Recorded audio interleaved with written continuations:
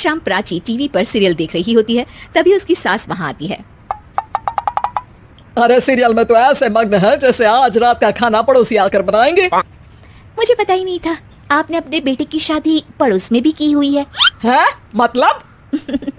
मतलब इस घर में सारा काम बहू ही करती है, आप तो सिर्फ खर्राटे मारती हैं। अच्छा जी, फिलहाल तो तुम आराम फरमा रही हो, चलो जाओ, ये मेरे टीवी देखने का समय है।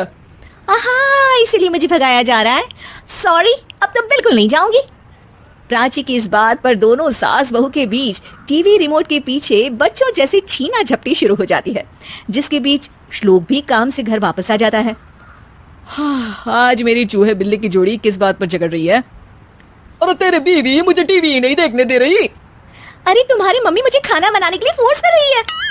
अरे वाह, ऐसे बेतुके रीजन पर तो बच्चे भी झगड़ा नहीं करते। अरे मुझे कुछ मत बोल, सब इसने ही शुरू किया है। हाँ हाँ, जैसे आप तो बहुत दूध की धूली है ना। अरे बस दोनों चुप। प्राची जाओ, खाने की तैयारी करो। और माँ तुम छोड़ो, तुम्हें क्या बोलूं, शांति से अपना सीरियल देखो, मुझे दोबारा लड़ने की आवाज सुनाई नहीं देनी चाहिए। ऐसा बोलकर श्लोक वहां से चला जाता है, जिसके पीछे पीछे प्राची भी कुछ न कुछ बड़बड़ाते हुए रसोई में चली जाती है। हाँ हाँ, सासू जी को तो कुछ बोलेंगे ही नहीं, बस मुझ पर ही हुक्म चलता है, खाना बनाओ, जैसे मैं इनके घर में खाना बनाने के लिए आई हूँ। इसी तरह शाम बीतती है और रात को श्लोक और प्राची की सास खाना खाकर सोने चले जाते हैं, लेकिन प्राची गुस्से में कुछ खाए बिना काम में ही लगी रहती है। इस घर में किसी को घंटा फिक्र नहीं पड़ता, मैं खाऊं या भूखी रहूं।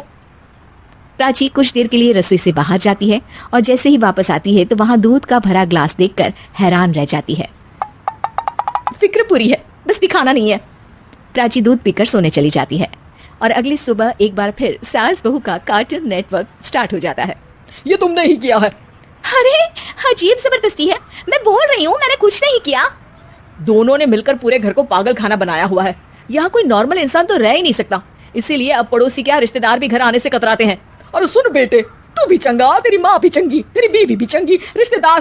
हाँ जी, आपको नहीं पता क्या, गंगाधर ही शक्तिमान है, रिश्तेदार ही। हाँ हाँ, बस समझ गया। कभी जानवरों जैसे लड़ेंगी तो कभी जुगलबंदी करेंगी। भाई मैं आप दोनों के बीच में नहीं फंसना चाहता। सास बहू की इस मनमौजी जोड़ी से परेशान होकर श्लोक अपना सिर खुजलाता वहां से चला जाता है। चलो अब मैं भी कीर्तन में जा रही हूँ। इस पर जैसे ही सास कमरे में अपना पर्स लेने जाती है तो वहां नाश्ते की प्लेट रखी देख मुस्कुराने लगती है और नाश्ता करके घर से बाहर निकलते हुए कुछ पैसे टेबल पर रख जाती है, जिसके कुछ देर बाद सिलेंडर वाला घर आता है। ओ मोरी मैया, मैं सिलेंडर के बारे में तो बिल्कुल भूल ही गई थी। घर खर्च के सारे पैसे भी मम्मी के पास है और श्लोक से बोला तो उल्टा 4 बात सुनाएंगे। प्राची ये सोच ही रही होती है कि अचानक उसका चेहरा चमक उठता है और वो घर में आकर इधर उधर देखने लगती है। तभी उसकी नजर टेबल पर रखे पैसों पर पड़ती है, जिन्हें वो सिलेंडर वाले को दे देती है। ये सब श्लोक देख लेता है। अच्छा बेटे, इतना बड़ा घोटाला, सबके सामने मैं तेरी दुश्मन और पीठ पीछे तेरी मेरी यारी। इस पर श्लोक एक प्लान बनाता है और शाम को सब एक साथ बैठे होने पर बोलने लगता है। माँ, तुम दोनों की बहुत लड़ाई होती है, इसलिए मैं सोच रहा हूँ कि प्राची को उसके घर छोड़ाऊं, इससे वो भी खुश रहेगी और तुम भी। अचानक श्लोक की ये बात सुनकर सास बहू शौक से उसकी तरफ देखती हैं। अरे ऐसे कैसे घर छोड़ाओगे, मुझे कहीं नहीं जाना।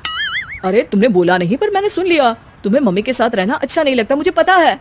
अरे वाह, अरे जब बहू खुद कुछ काम बोले तो वो तुझे सुनता नहीं, और अब जो इसने बोला ही नहीं वो तू समझ गया। जब उसे नहीं जाना तो फिर जबरदस्ती क्यों कर रहा है?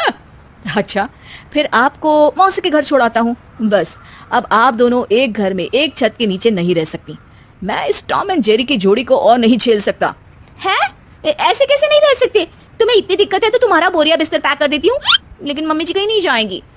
बिल्कुल यही सुनना था मुझे। अगर दोनों में इतना ही प्यार है फिर हर वक्त ये लड़ाई का नाटक क्यों करती हो? देखा मैंने कैसे माँ किचन में दूध रखती है और तुम उनके लिए कमरे में नाश्ता रखती हो, और कैसे वो पहले ही तुम्हारी दिक्कत समझकर घर में पैसे रखकर बाहर जाती है। अरे भाई, इतना ड्रामा तो डेली सोप में भी नहीं होता जितना तुम दोनों ने इस घर में फैलाया हुआ है। तू हमें टॉम एंड जेरी बोलता है ना, तो याद कर वो दोनों भी एक दूसरे को बाहर वालों की बुरी नजर से बचाने के लिए हमेशा सबके सामने लड़ते थे, लेकिन अकेले में दिक्कत के समय मदद भी तो करते थे। बस हमारा रिश्ता भी कुछ ऐसा ही है। और वैसे भी अगर सास बहू में तू मैं नहीं होती तो दुनिया वालों को कहानियां कैसे मिलेंगी?